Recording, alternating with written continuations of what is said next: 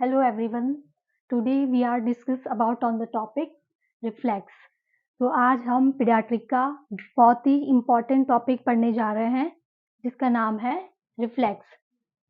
तो सबसे पहले हमें ये चीज़ क्लियर होनी चाहिए कि रिफ्लेक्स होता क्या है। वैसे मैंने ये इन सभी रिफ्लेक्स के बारे में आउटलाइन कर दिया है कि ये रिफ्लेक्स हम पढ़ने वाले हैं, क्योंकि एटलीस्ट हमें ये तो पता होना चाहिए कि हम कौन-कौन से रिफ्लेक्स पढ़ेंगे। इसके अलावा भी 3-4 रिफ्लेक्स और हैं जो मैंने यहाँ पर पुट डाउन नहीं किया है, नोट डाउन नहीं किया है, वो मैं बाद में बताऊँगी आपको। तो सबसे पहले पीडियाट्रिक में रिफ्लेक्स पढ़ने से पहले हमें एक्चुअल में ये पता होना चाहिए कि रिफ्लेक्स होता क्या है? What is reflex?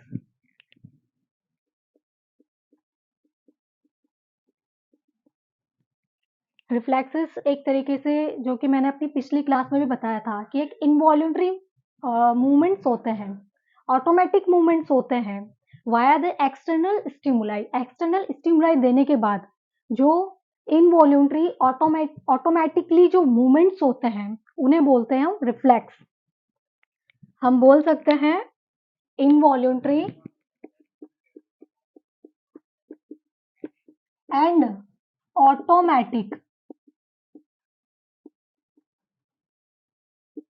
Movement via by the external stimuli. External stimuli देने के बाद जो इनवॉल्यूंटरी ऑटोमेटिकली जो एक्शन होता है उसे बोलते हैं रिफ्लेक्सेस। अब देखो, अब ये इनवॉल्यूंटरी ऑटोमेटिक एक्शन कैसे होता है, प्रोसेस क्या होती है, ये प्रोसेस क्या होती है? जैसे कोई भी इंफॉर्मेशन आई, जैसे बच्चे की, जैसे रूटिंग रिफ्लेक्स जो होता है, बच्चे के गाल को टच किया आपने तो मसल्स इन्वॉल्व हुई, वो मैसेज किसके पास गया? मसल के पास। मसल जो इस मैसेज को कन्वे करती है आगे, किसको? सेंसरी नर्व को। सेंसरी नर्व हम बोल सकते हैं एफरेंट नर्व हम बोल सकते हैं। अब ये एफरेंट नर्व इस सेंसेशन को कहाँ ले जाएगी? ब्रेन की तरफ। फिर ब्रेन उसको आइडेंटिफाई करता है, नोटिफाई करता है, देन ब्रेन इस इंफॉर्मेशन को कहां पर ले जाता है? इफरेंट नर्व के पास, जिसे हम बोल सकते हैं motor nerve. Then action create होता है। जैसे हम में भी होता है रिफ्लेक्सेस, तो जैसे हमारा हाथ किसी गर्म वस्तु के हमने टच किया, ठीक है, तो हम क्या करते हैं? तुरंत हटा लेते हैं। अब देख लो, तुरंत हम हटा रहे हैं तो ये कितना टाइम लग रहा है? विद इन अ सेकेंड्स, ये सारी process with in a seconds में, सेकेंड से भी कम टाइम में हो रही है ये प्रोसेस, ठीक है। अगर हम तुरंत हाथ नहीं हटाएंगे, ब्रेन के पास तुरंत इंफॉर्मेशन नहीं जाएगी तो हमारा हाथ जल जाएगा। तो ये जो प्रोसेस हो रही है, ये जो प्रोसेस कन्वे हो रही है, विद इन अ सेकेंड से भी कम टाइम के अंदर ये क्रिएट हो रही है। क्या हुआ? जो भी इंफॉर्मेशन है, मसल्स, जैसे रूटीन रिफ्लेक्स हुआ, यहाँ टच किया करते हैं बच्चे के, तो बच्चा क्या करता है? मूव टू शक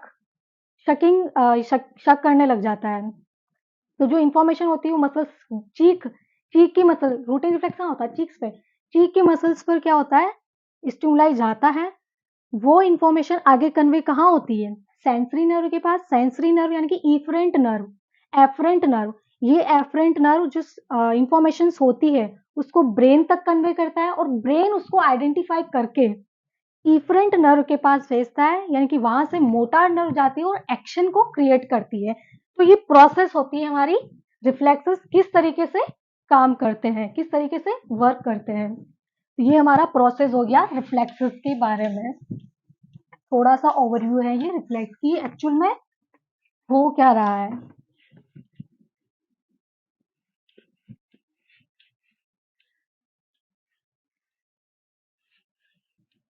अब वन बाय वन हम सारे रिफ्लेक्सेस के बारे में पढ़ेंगे। फर्स्ट होता है हमारा ब्लिंकिंग रिफ्लेक्स।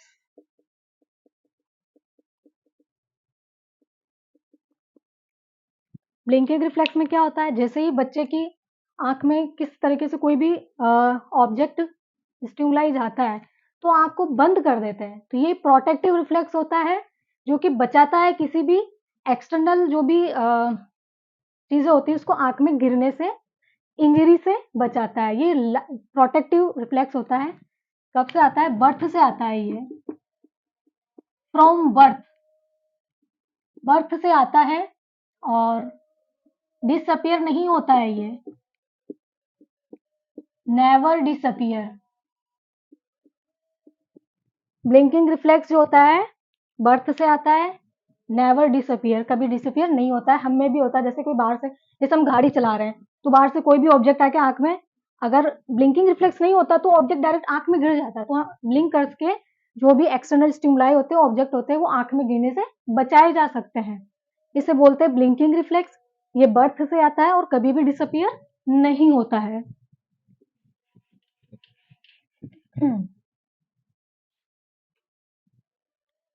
नेक्स्ट होता है हमारा प्यूपिलरी रिफ्लेक्स।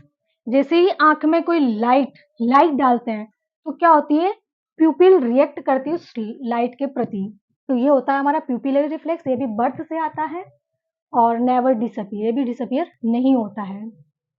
स्नीजिंग, ये जो होता है, ये भी स्नीजिंग क्या होता है, जैसे ही बच्चे की नोज में कुछ एक्सटर्नल ऑब्जेक्ट को हम डालते हैं तो वो स्नीज करता है, छींकता है उसको बाहर निकालने, आउटवर्ड मूवमेंट, उसको बाहर निकालने के लिए। ये भी बर्थ से आता है एंड नेवर डिसअपियर, डिसअपियर नहीं होता है। नेक्स्ट होता है हमारा ग्लैबेलर रिफ्लेक्स। ये काफी इंपॉर्टेंट रिफ्लेक्स है, ग्लैबेलर रिफ्लेक्स। ये बहुत इंपॉर्टेंट रिफ्लेक्स है।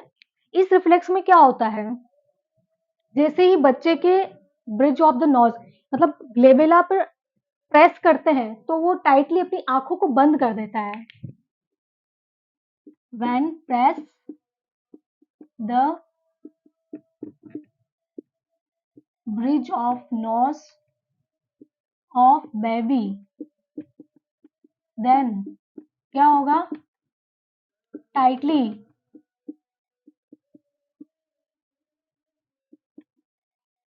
क्लोज द आई। जैसे ही प्रेस करेंगे ग्लेबेला को तो क्या करेगा, टाइटली क्लोज करेगा आईज को। ग्लेबेला कौन सा होता है, जैसे ये माउथ है,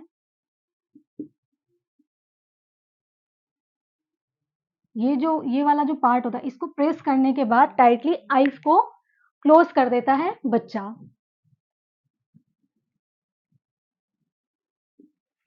ये रिफ्लेक्स भी बर्थ से आता है और 3 to 4 मंथ की एज में ये डिसअपियर हो जाता है।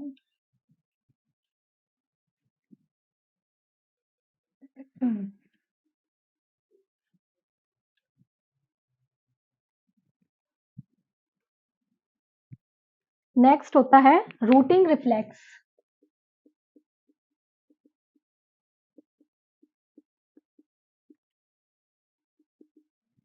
अब रूटिंग रिफ्लेक्स क्या होता है, व्हेन टच द बेबीज चीक, जब बच्चे के चीक्स की तरफ आप टच करते हैं तो स्टार्ट टू शकिंग, तो वो शक करना स्टार्ट करता है। अब ये वाली प्रोसेस मैंने बताई थी कि जो सेंसेशन होते हैं वो कहाँ जाएंगे, मसल्स के पास। मसल्स उन सेंसेशन को कहाँ भेजती है, सेंसरी नर्व के पास। सेंसरी नर्व उस मैसेज को कहाँ ले जाती है, ब्रेन की तरफ, और ब्रेन वहां से एक्ट करता है किसके द्वारा, इफरेंट नर्व। वहां से इफरेंट नर्व निकलती है, यानी कि मोटर, वो एक्शन क्रिएट करती है। जैसे ही टच किया एंड बेबी स्टार्ट टू शक, जिसे बोलते हैं routing reflex. When touch the cheeks of baby, then baby start to शक, इसे बोलते हैं हम रूटिंग रिफ्लेक्स। ये काफी इंपॉर्टेंट है। कब अपीयर होगा, बर्थ से आता है ये। डिसअपियर कब होगा, 3 to 4 मंथ पर डिसअपियर हो जाता है। पर इन्फेंसी तक अगर रहता है, इन्फेंट वाली एज तक, यानी कि 1 ईयर की एज तक रहता है, इट्स ओके, कोई दिक्कत नहीं है, पूरी इन्फेंसी में ये रहता है, तो इट्स ओके। रूटिंग रिफ्लेक्स क्या होता है, जब बच्चे की चीक्स को आप टच करते हैं तो ट्राई टू शक, स्टार्ट टू शक, शक करना स्टार्ट करता है। अपीयर कब होता है, बर्थ से आता है ये, और डिसअपीयर कब होता है, 3 to 4 मंथ बोल सकते हैं, या परसिस्टेंट टू इन्फेंसी, इन्फेंसी तक ये रह सकता है, 1 ईयर की एज तक ये रह सकता है। ये था हमारा routing reflex.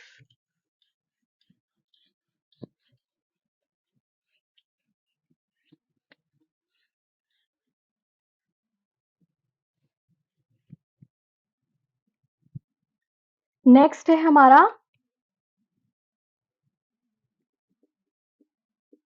Extrusion reflex.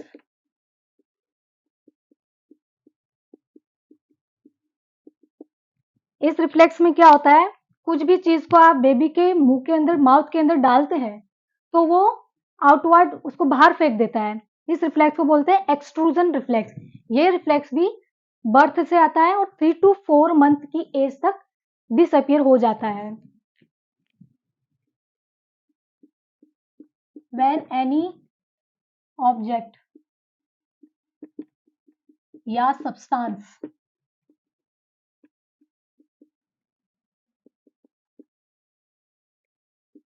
insert to baby's mouth, तो बाद में क्या करता है बेबी,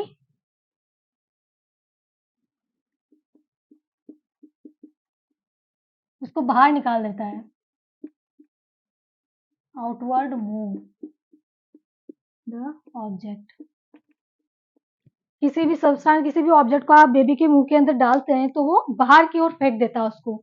ये रिफ्लेक्स भी बर्थ से, बाय बर्थ आता है, और डिसअपियर कब होगा, 3 to 4 मंथ की एज तक ये डिसअपियर हो जाता है, यानी कि कुछ भी और किसी भी ऑब्जेक्ट को आप बेबी के माउथ के अंदर डालते हैं तो बाहर की ओर फेंक देता है उसको, आउटवर्ड मूव कर देता है।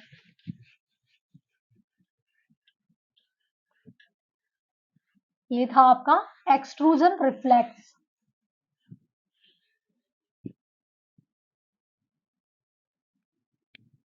एक होता है बाबिन्स्की रिफ्लेक्स। इस रिफ्लेक्स के अंदर क्या होता है, बाबिन्स्की रिफ्लेक्स, ये रिफ्लेक्स भी बर्थ से आता है, बाबिन्स्की रिफ्लेक्स, और 1 ईयर की एज तक ये रहता है।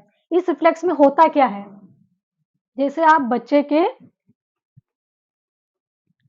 की sole of the foot, sole of the foot आप क्या करते हैं, एक इस तरीके से लाइन ड्रॉ करते हैं,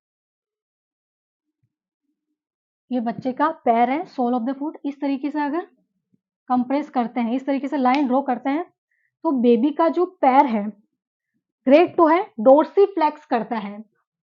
अब डोर्सीफ्लेक्स क्या होता है, जैसे ये आप समझ लो बेबी का पैर है, जैसे आप उसको इस तरीके से आप प्रेस करेंगे, इस लेटरल, आउटवर्ड साइड में, लेटरल साइड में आप प्रेस करेंगे तो क्या करेगा, बेबी का जो ग्रेट टो है वो इस तरीके से ऊपर की तरफ, डोर्सीफ्लेक्शन होगा उसका, ठीक है, ऊपर की तरफ वो मूव करेगा, इसे बोलते हैं बाबिनेस्की रिफ्लेक्स। और हमारे एडल्ट में जो होता है उसे बोलते हैं हम प्लांटर रिफ्लेक्स। अब प्लांटर रिफ्लेक्स में क्या होता है, जैसे लाइन ड्रॉ करेंगे, जैसे ये पैर का सोल ऑफ द फुट है, जैसे इस तरीके से आप लाइन लेटरल साइड में, आउटवर्ड साइड में आकर एक लाइन ड्रॉ करते हैं, तो हम एडल्ट्स में क्या होता है, अंदर की साइड में आप मूव करेंगे, दैट इज ओके, कोई डिजीज कंडीशन नहीं है, ठीक है। बच्चे में ये कंडीशन कैसी होती है, डॉर्सीफ्लेक्शन।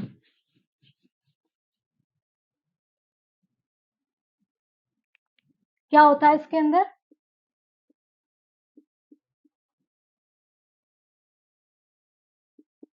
when put the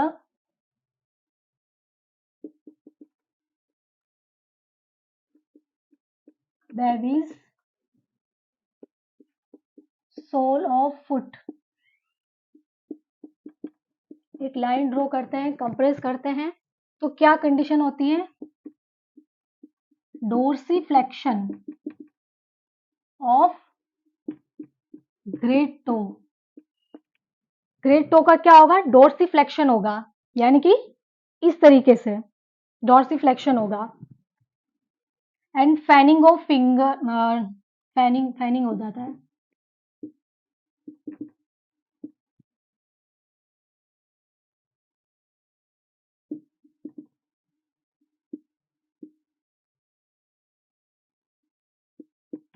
ठीक है, ये होता है बाबिनस्की रिफ्लेक्स। बाबिनस्की रिफ्लेक्स में होता क्या है?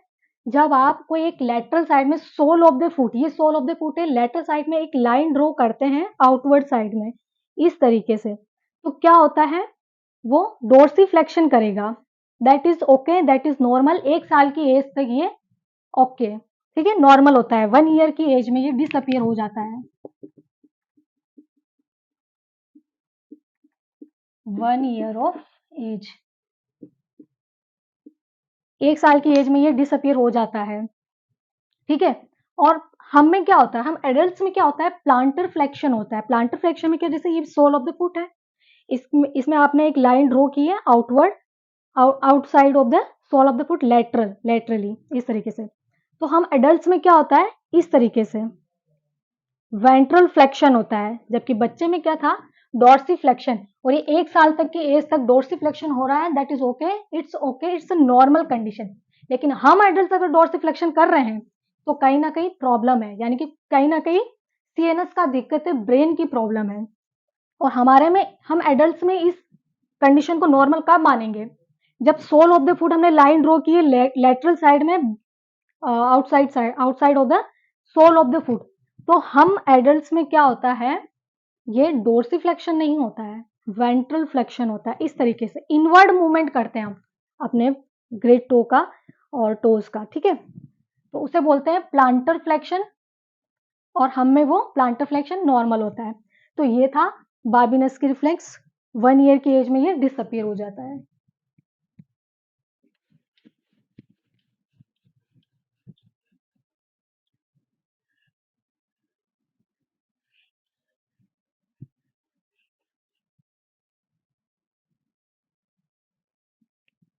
नेक्स्ट है हमारा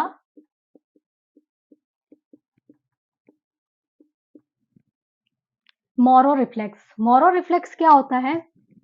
अब जैसे जैसे पहले हमारा था, हमने पढ़ लिया है बाबिनस्की रिफ्लेक्स, हमने ब्लिंकिंग रिफ्लेक्स पढ़ा, पिपिलरी रिफ्लेक्स पढ़ा, स्नीजिंग रिफ्लेक्स पढ़ा, ग्लैबुलर रिफ्लेक्स पढ़ा, रूटिंग रिफ्लेक्स पढ़ा, ये हम देखते हैं, शेकिंग गेग हम देखते हैं, एक्सट्रूजन रिफ्लेक्स पढ़ा, बाबिनस्की रिफ्लेक्स पढ़ा। अब नेक्स्ट आता है हमारा मोरो रिफ्लेक्स। मोरो रिफ्लेक्स में क्या होता है? जैसे हम बेबी को क्या करते हैं? सेमी सिटिंग पोजिशन में उसको बैठाते हैं, फिर एकदम फॉल डाउन उसको थोड़ा सा इस तरीके से घिराते हैं, मतलब घिराना नहीं है, उसको फॉल डाउन पीछे की तरफ बैकवर्ड एरिया में ले जाना है। तो कुछ टाइम के लिए वो किस तरीके से अपने रिएक्शन शो करता है, किस तरीके से वो एक्शन करता है, क्या करेगा वो?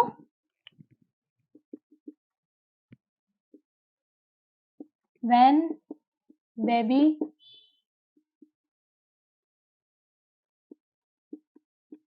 फॉल, बेबी को सेमी सिटिंग पोजिशन में रहेगा,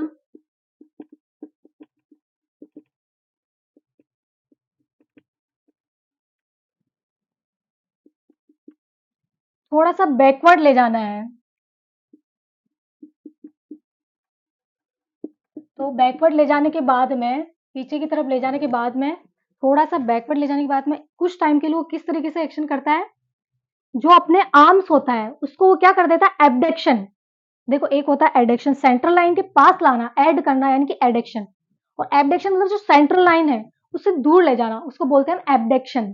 एबडक्शन ऑफ,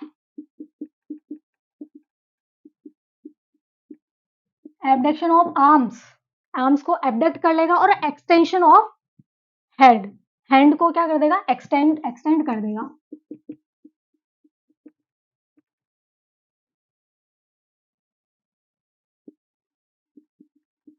दोनों आर्म्स को एक्सटेंड कर देगा, एबडक्ट किया और एक्सटेंड कर देगा। और क्या करेगा?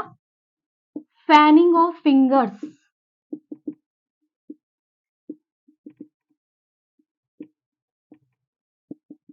दोनों हाथ की उंगलियों को इस तरीके से वो फैनिंग ऑफ फिंगर। एंड और क्या होगा, सी शेप में बन जाएंगे उसके thumb and index finger.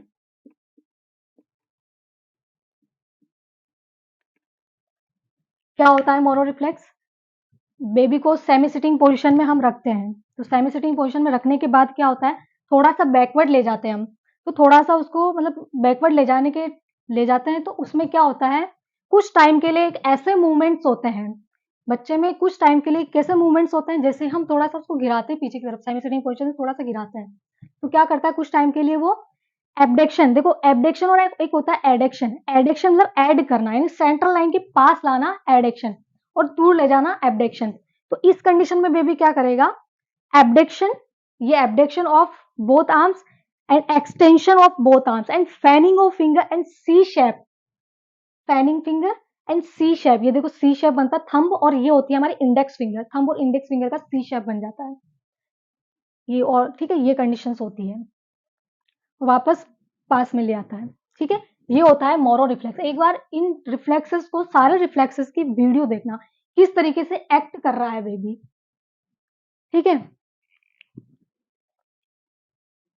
Moro reflex हमारा बर्थ से आता है, बाय बर्थ आता है, पर अच्छे से 2 मंथ की एज पर अच्छे से आता है। डिसअपियर कब होएगा,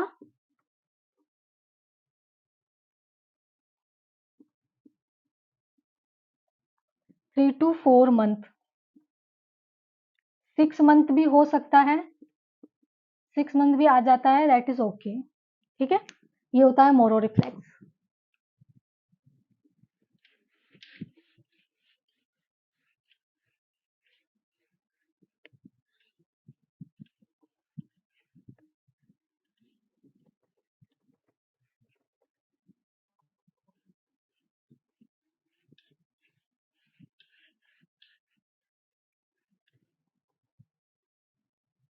एक होता है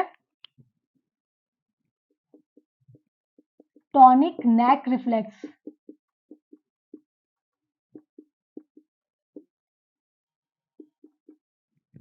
टॉनिक नेक रिफ्लेक्स में क्या होता है, जब आप बच्चे को लेटाते हैं, जब बच्चा सोया हुआ होता है, तो उस टाइम पे अपने को करना क्या है, बच्चे के हेड को आप राइट साइड में मूव करेंगे, तो जो जैसे बच्चा, ये बच्चा सोया हुआ है, ठीक है, ये बेबी है,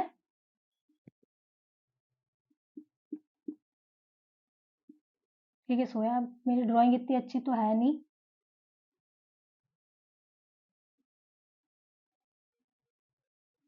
घोड़ी क्या बना दिया मैंने, छोड़ो यार, आप ऐसे समझ लो, आप इसको गूगल करना, मैं समझा देती हूँ आपको होता है क्या है टॉनिक नेक रिफ्लेक्स। आपने बच्चे को लेटाया है, ठीक है, आप उसके हेड को राइट साइड में अगर मूव कर रहे हैं, अगर राइट साइड में उसका हेड मूव कर रहा है, तो सेम साइड के जो है आर्म और लेग है, वो एक्सटेंड हो जाएंगे, एक्सटेंशन होगा। एक्सटेंशन किसका होगा, जिससे बच्चे के हेड को आपने राइट इस तरफ घुमाया है, ठीक है, तो जो सेम साइड के आर्म और लेग है वो एक्सटेंड हो जाएंगे, और अपोजिट साइड के इस तरफ घुमाया है, तो अपोजिट साइड के आर्म और लेग्स क्या होंगे, फ्लैक्स रह जाएंगे। ठीक है, ये होता है tonic neck reflex. When babies head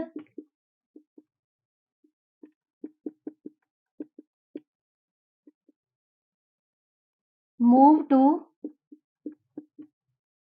right side, आपने राइट साइड घुमाया है, तो क्या होगा, same side,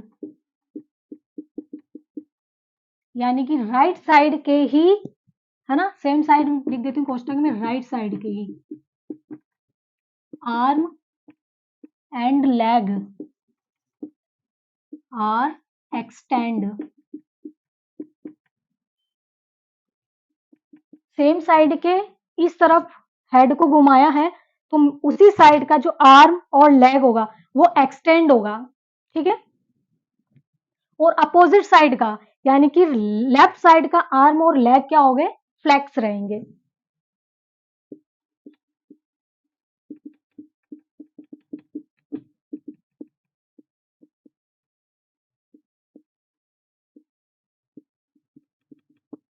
is called tonic neck reflex. ये भी बर्थ से आता है। डिसअपियर कब होगा? 3 to 4 मंथ की एज में ये डिसअपियर हो जाता है। तो समझ में आया होगा कि टॉनिक नेक रिफ्लेक्स के बारे में एग्जाम में इमेज करके क्वेश्चन आया हुआ है एम्स में। काफी, तो एक बहुत इंपॉर्टेंट ये क्वेश्चन आया हुआ है, तो इस पे फोकस करना। इमेज करके पूछा है तो इमेजेस जरूर देखना इन सभी रिफ्लेक्सेस की। टॉनिक नेक रिफ्लेक्स को मैं एक बार और एक्सप्लेन कर देती हूँ क्योंकि बहुत इंपॉर्टेंट है। देखो, टॉनिक नेक रिफ्लेक्स में क्या होता है, बेबी के हेड को चाहे आप राइट साइड में घुमाएं या लेफ्ट साइड में, अगर लेफ्ट मैं मानती हूँ कि चलो राइट साइड में घुमाया, जैसे इस तरफ घुमाया है तो सेम साइड के आर्म और लेग एक्सटेंड हो जाते हैं, जबकि अपोजिट साइड के आर्म और लेग फ्लेक्स रहेंगे। ठीक है, ये होता है टॉनिक नेक रिफ्लेक्स। बर्थ से आता है, 3 to 4 मंथ की एज में ये डिसअपियर हो जाता है।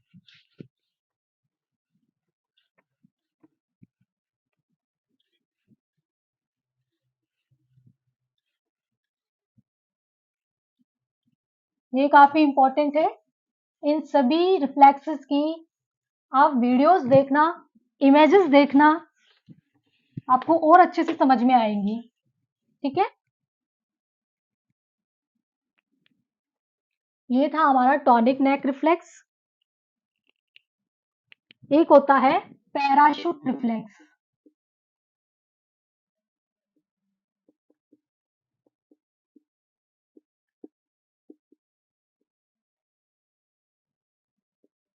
ये काफी इंपॉर्टेंट रिफ्लेक्स होता है, जिसके बारे में भी आपको पता होना बहुत जरूरी है।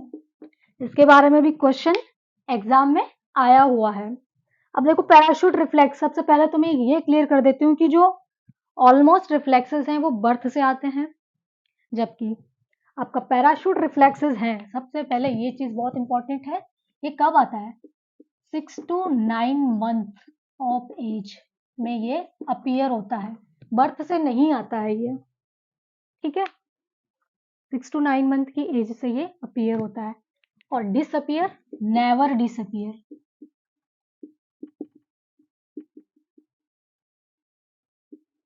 ये काफी इंपॉर्टेंट है। अब मैं ये क्लियर कर देती हूँ कि पैराशूट रिफ्लेक्स होता क्या है। इस रिफ्लेक्स में क्या होता है, जब आप बेबी को नीचे की तरफ गिराते हैं, जैसे मोरो रिफ्लेक्स में क्या क्या, बेबी सिटिंग पोजीशन में है, आपने बैकवर्ड उसको थोड़ा सा पीछे की तरफ फॉल डाउन किया है, बैकवर्ड की तरफ घुमाया है, तो कुछ टाइम के लिए उसको ऐसा लगता है अनसिक्योरिटी, इनसिक्योरिटी उसको लगती है, तो किस तरीके से वो एक्ट करता है। अब यहाँ पे क्या होता है, जैसे आपने बेबी को इस तरीके से नीचे गिराना आपको ना, सिर के बल, तो कुछ टाइम में उसके एक्शन किस तरीके से क्रिएट होते हैं, अपने दोनों हाथों को क्या करेगा, वो एक्सटेंड कर लेगा, ठीक है, नीचे की तरफ इस तरीके से, ताकि वो गिरे ना, वो इनसिक्योरिटी उसको फील होती है, दोनों हाथों को वो नीचे की तरफ इस तरीके से कर लेता है। ठीक है, उसको बोलते हैं पैराशूट रिफ्लेक्स। ये रिफ्लेक्स होता है 6 to 9 मंथ की एज में आता है और नेवर डिसअपियर, कभी डिसअपियर नहीं होता है। सिमेट्रिकली अपने हाथों को फैला देता है ताकि वो इनसिक्योरिटी फील करता है, उससे ऐसा लगता है मैं गिर रहा हूँ। ठीक है, और नेवर, जैसे हमें खुद को भी गिराते हैं नीचे तो हम एक बार तो अपने हाथों को एक्सटेंड कर लेते हैं। ठीक है, मैं क्या बोली हूँ, नेवर डिसअपियर, ये हमें भी होता है, हमें भी कोई गिराए तो एक बार तो अपने हाथ इस तरीके से हो जाएंगे। ठीक है, पैराशूट रिफ्लेक्स क्या होता है? पैराशूट रिफ्लेक्स बर्थ से नहीं आता है, ये चीज ध्यान रखना। 6 to 9 मंथ की एज में ये अपीयर होता है एंड डिसअपियर डिसअपियर नहीं होता है ये। ठीक है, ये होता है पैराशूट रिफ्लेक्स।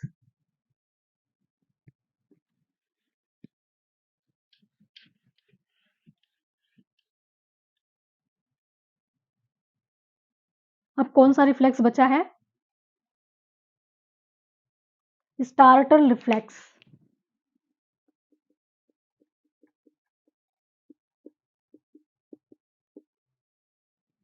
इस रिफ्लेक्स में क्या होता है, जैसे ही जोर से आवाज सुनाई देती है, तो बच्चा, जैसे बच्चा सोया हुआ है, आप ये सारे जो रिफ्लेक्सेस होते हैं बच्चों पर आप ट्राई कर सकते हैं। मैंने तो किए हुए हैं, ठीक है, बच्चों पर, मेरा भांजा है, मैंने उस पर ट्राई किया।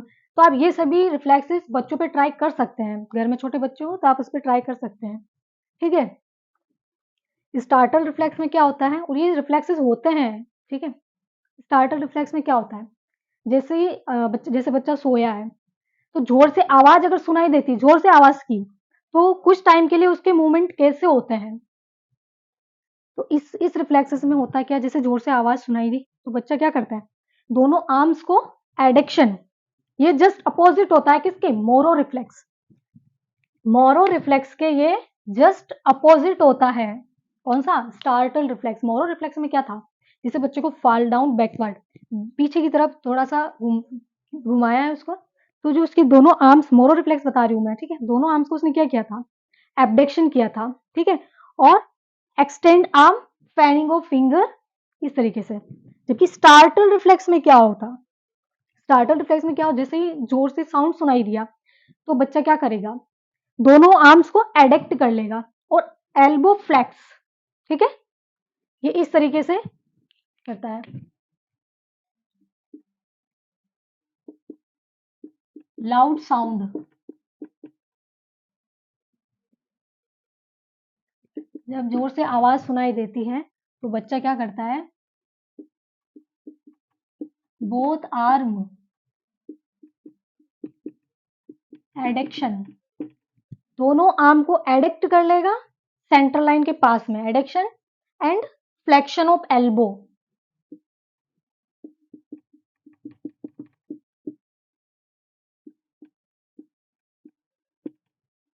इसे बोलते हैं स्टार्टल रिफ्लेक्स, ठीक है। जैसे जोर से आवाज सुनाई देती है तो क्या करता है, दोनों आर्म्स को क्या करता था, एडिक्ट और एल्बो फ्लेक्स, ठीक है, ये होता है स्टार्टल रिफ्लेक्स। बाय बर्थ आता है 3 to 4 मंथ पर डिसअपियर हो जाता है। तो ये था आपका स्टार्टल रिफ्लेक्स।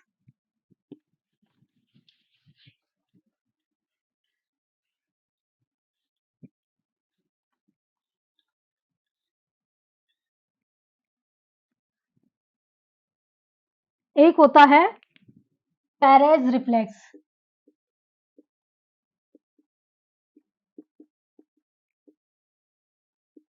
पेरेज रिफ्लेक्स में क्या होता है, बेबी को आपने प्रोन पोजीशन में लेटाया है, आप बेबी के थंब, मतलब थंब से आप कंप्रेस करेंगे सैक्रल टू नेक की तरफ, तो इस कंडीशन में बेबी किस तरीके से एक्शन करता है, किस तरीके से एक्ट करता है, वो लॉर्डोसिस वाली पोजीशन बना लेता है, अपनी अपने हेड को एडक्ट कर लेता है, एलिवेट कर लेता है अपने हेड को, हेड एंड हिप को एलिवेट कर देता है। और एक लॉर्डोसिस वाली, लॉर्डोसिस आपको पता होगा, एक होता है काइफोसिस और एक होता है लॉर्डोसिस। काइफोसिस वाली कंडीशन में क्या होता है, काइफोसिस होता है जैसे किसी के पीछे कुबड़ निकल आई हो तो वो झुक के चलेगा, काइफोसिस वाली कंडीशन में, ठीक है। और लॉर्डोसिस वाली कंडीशन में क्या होता है, जैसे कोई मोटे पर्सन होते हैं तो स्टोमक उनका निकला होता है, तो इस तरीके से जो कंडीशंस, तो जो अपना इस तरीके से सी शेप बन जाता है, ठीक है। तो इसमें बच्चा लॉर्डोसिस वाली कंडीशंस क्रिएट करता है, लॉर्डोसिस वाली पोजीशंस क्रिएट कर देता है, सी शेप, ठीक है। ये होता है पेरेज रिफ्लेक्स।